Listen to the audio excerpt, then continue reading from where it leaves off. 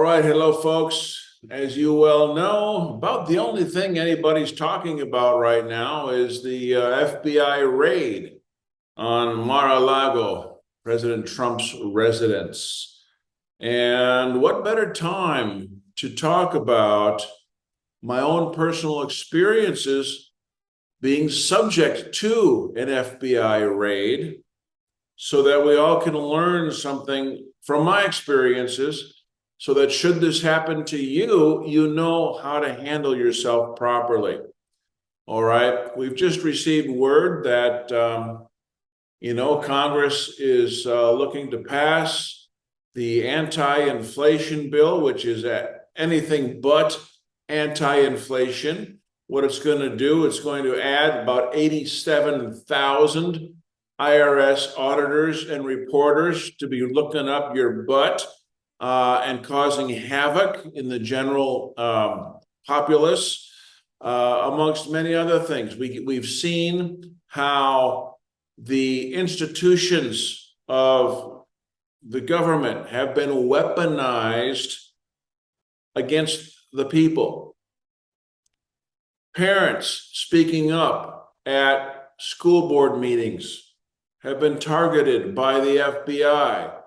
People simply standing on public ground in a peaceful protest have been rounded up from their homes and thrown into solitary confinement for literally no reason other than they belong to the political opposition in terms of their political views and speech. We're living in a very precarious time, so we need to be prepared. All right, so I'm going to try and keep this as short as possible, but I've been involved in I've had two personal experiences dealing with FBI raids, and I want to share those with you so that we all can benefit and be prepared should you be considered political opposition and subject to the weaponized institutions of what once was a free country in the United States of America. Okay, things are going to change, no doubt about it. We're going to turn things around, but it's going to take people like you to know where to draw the line, how to handle yourself, and how to stand your ground when the time comes. Because people who are uninformed, unprepared, will cower in fear when confronted with presumed and usurped authority, right? These goon types have gotten away with murder for far too long, and because of the fact that we let them do it, we don't know what to do or how to do it otherwise, we let them get away with it. They go far beyond their authority and the lines of demarcation as far as that authority goes. Okay, so let's talk about this. All right, situation number one. Back in the early 90s, there was an organization headed up by Phil and Marlene Marsh called the Pilot Connection. You can probably look it up. They were sharing research on the law as it related to the IRS. And they were very active, very high profile, showing people how to opt out of the IRS jurisdiction, right? We know all about that today. In those days, this was cutting edge, and they were getting attention. In fact, Phil and Marlene Marsh got the attention of 60 Minutes, and they were on 60 Minutes. 60 Minutes tried to basically disparage them in an attempt to dissuade the public from dealing with them. However, amazingly enough, in that 60 Minutes interview, I think Leslie Stahl was the one who did the interview, if I recall correctly. And hopefully you can dig that one up. But in that interview, several truths were revealed. And it was a godsend. They had revealed several truths that the pilot connection was standing on, and educated the entire public who was watching 60 Minutes that night or any reruns thereafter. So Phil and Marlene Marsh started out in California.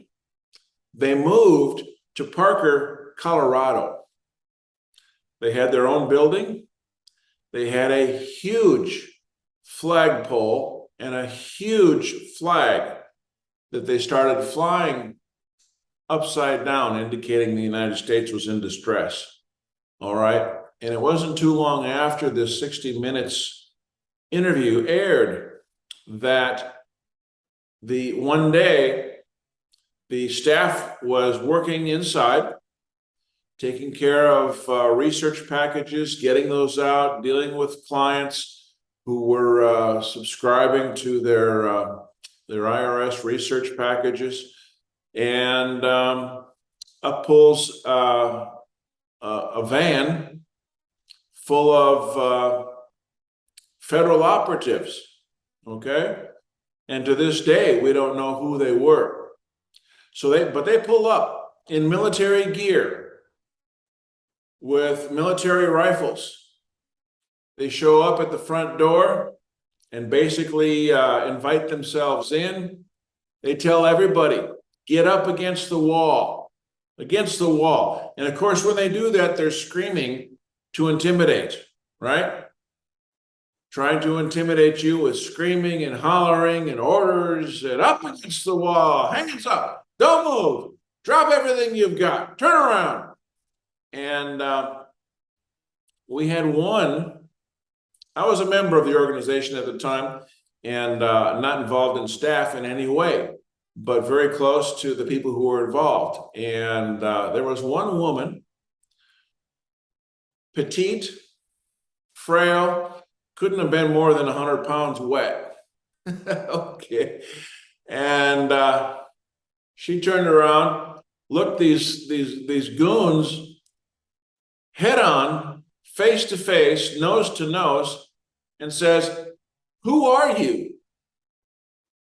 What are you doing here? This looks like an armed intrusion. Do you have a warrant? Where's your warrant?" And there was a interchange going back and forth and back and forth. And as soon as the guy realized his intimidation wasn't working with this 100-pound woman, here's this big bulky guy, military gear, AR-15, military rifle in his hand, trying to intimidate the hell out of these people. And here's this 100-pound woman standing up saying, "Who the hell are you? Show your identity. What are you here for? You better have a warrant or I'm calling the sheriff for armed intrusion. What is this, an armed burglary?" All right. And back and forth, back and forth. Finally, he went out to the van to get the warrant. He comes back with a piece of paper. It's an old warrant. The date is long past. The place to be searched was the Pilot Connection office in California, where they moved from, not where they were now.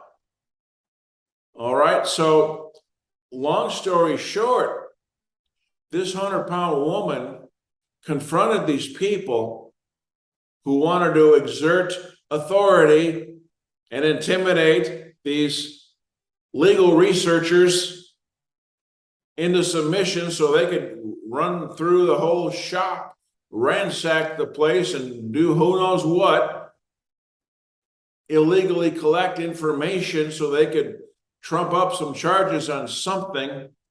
Here's this 100-pound woman who basically shuts them down. and got in their face, realized they had no warrant, none that was valid in any way, and she chased them the hell out of that building. All right? And that's the mindset that people need to have. Show me your authority. That's the old quo warranto. Show me your authority. Who are you? Let's see what you have. I'm not here to interfere with due process. If due process is in fact involved, and that's the key element that you need to check. You need to draw the line. You need to know what due process is, what's required, and is it there or is it not? All right, let's move on to my experience number 2. I was working with a small private group in Oklahoma. This group was dealing in some high-level financial arrangements, dealing with investors, high-level banking scenarios, and they were not a licensed financial firm.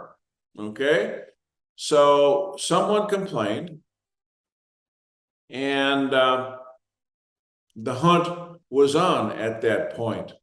I was showing up at these offices. I was helping this group in a support role, helping their clients establish trusts and proper vehicles to handle the financial arrangements that were being made.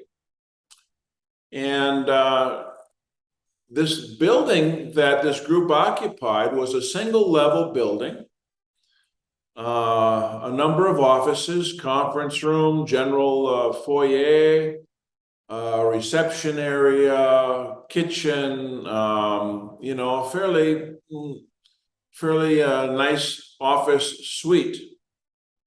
And this was separate but quasi-attached to a larger 3-story office building. So I pull in this morning, one morning, and I look around and I notice that there are no cars in the parking lot. None of the other tenants in the 3-story building were there. It was a work day during the week. All right, there should have been a lot of cars there. There weren't. Okay, that was a tip-off right off the bat. We had, in fact, a tip-off the day before that there would be an FBI raid the following day. Some of our people were able to get their computers into a safe location, and so there was a mad scramble doing that, simply to avoid confiscation so that they could continue to work. All right, not that they were trying to hide anything. So, I pull in the parking lot, and there's no cars there. So that was tip-off number 1. This must be the day. These people in this other office building must have been told not to show up this day because this would be going down, and the FBI did not want other people, you know, getting in the way. Right? So they cleared out the 3-story office building. Nobody showed up that day. The only people that showed up were in the group that I was working with. And lo and behold, you know, about mid-morning, you know, here comes the squad. All right, couple cars, couple vans, probably about 8 or 10 FBI agents approach. They enter. All right, they're received, all right, and they basically tell us at that point in time, all right, we need everybody to go into the conference room, sit down, we've got a warrant, here's what we're going to do. So everyone complies. Okay, fair enough, we'll go in the conference room, show us what you got. All right, now at the time there was a licensed attorney on staff. Of course, he was worthless. He didn't do a damn thing. He didn't know what to do, as you might expect. All right. So as the entire group is sitting in the conference room, the lead man for the FBI team started talking about, what was going on and what was going to happen. I stood up. I says, wait a minute. First of all, who are you? You come in here armed, ordering people around. This looks like an armed intrusion. Who are you? Identify yourself. All right. Let me see your badge. Are you who you say you are? That's number one. Number two, I'd like to see the warrant, please. All right. So he flips out this piece of paper. It's the warrant. And any valid warrant needs several things. And this is what you need to look for. Okay. First of all, is it signed with a wet ink signature by a judge? An original signature, not some electronic signature or machine stamp or facsimile of any kind. There needs to be a wet ink signature on an original warrant from a judge. That's number one. Number two, it needs to be supported with a probable cause affidavit. In other words, someone, again, with an authentic wet ink signature who is taking personal responsibility for the facts that are averred, swearing to the fact that these circumstances exist, these facts are in order, and everything leads to the logical conclusion that probable cause exists, that either a crime was being committed or has been committed, and or some evidence of a crime can be found in this location. Okay, that's the probable cause affidavit. A warrant without the probable cause affidavit is not valid. Okay, what's the probable cause? We need to see that. What is the crime that's being investigated? Now, the people on the scene may not necessarily be involved in any crime, but there may be some evidence at that location that the FBI is looking for. Okay, fair enough. So the probable cause affidavit needs to be there in support of the warrant. Now, the warrant needs to be very specific. What are they looking for specifically? What items? They'll probably have a list, may be searched, computers, electronic devices, files relating to such and such, that type of thing. Okay? And so specific items to be searched and the specific things that are being sought. What are they looking for? All right. They cannot just start rummaging through the drawers, through the cabinets, through the closets, helter-skelter, anywhere that they please. All right. They can only search for the specific things listed and in the specific locations mentioned. Now, in this particular case, later on in the day, as things were wearing on, and this was going on for several hours, I decided to leave. All right, so I left. I was not being detained. I verified that. They didn't need me. I had things to do, so I was gone. Later in the day, I discovered that these goons went into this woman's purse who was there, She had just gone to the bank to get cash to pay bills for that day. All right? A couple thousand, maybe several $1,000s, pay bills. And they took the cash. Guess what? Her purse was not on the list of things to be searched. And so this is the price you pay for not being diligent. All right? All right? So I'm talking to the lead man on the FBI team, looking at the warrant. I didn't see a valid signature, number one.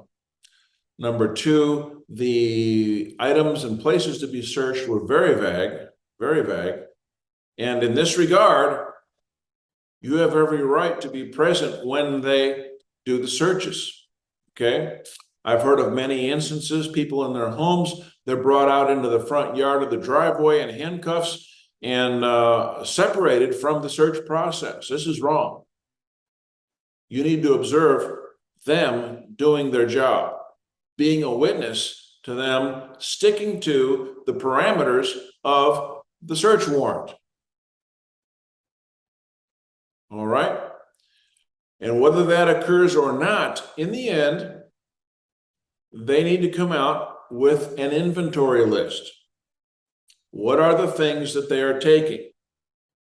You need to monitor that list, review it with specificity, check the items that they are taking, and make sure that that inventory list is complete and correct in every detail. Anything that's not on the warrant list should not be on the inventory list. Okay? So, in the end, basically, I told this lead FBI man that the warrant was not valid. It was not specific. It was not signed. It did not have an affidavit in support. And essentially what he was conducting was an armed intrusion. I instructed the lady manager of the office to call the sheriff's department, tell them we have armed intruders here. Get down here right away. They're holding us hostage. All right.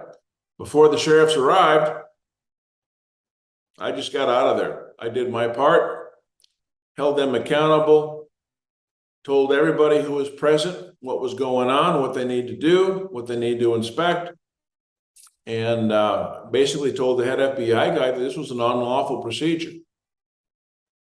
And he could be held personally liable for trespass, egregious trespass, against each one of these people. There was about a dozen people in the office at the time. So multiply egregious trespasses, violations of federal law, times 12, and you've got some serious liability there. One thing I noticed was all the FBI guys were young guys.